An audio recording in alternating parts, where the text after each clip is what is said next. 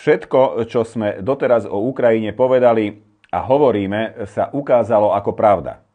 Tie reči o boji za nás a naše hodnoty mali a majú jediný cieľ.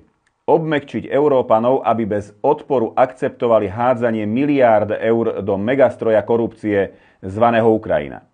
Pravda, že lídrom Európy vyhovuje aj chaos na Ukrajine, ten má zase prekryť ich neschopnosť vládnuť. No a v neposlednom rade vo vojne sa predsa len kradne ľahšie. A ako už vieme, ak sa kradne v Bruseli, tak je to určite len vo vyššom záujme. Spojené štáty vydierajú Ukrajincov všetkým, čo majú.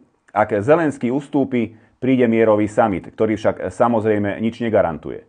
Ak neustúpi, príde eskalácia, pretože ukrajinský front sa zrúti. A potom sa objavia spasitelia, podľa ktorých by sa malo zapojiť aj NATO.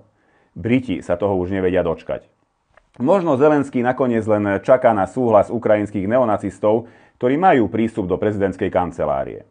Ak prikývnú oni, Zelenský môže prijať uzavretie mieru.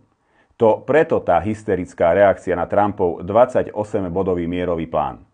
Odpoveďou naň je požiadavka Uršuly von der Leyen na ďalších 135 miliárd eur pre Ukrajinu na nasledujúce 2 roky na pokračovanie bojov a príprava 20. sankčného balíka.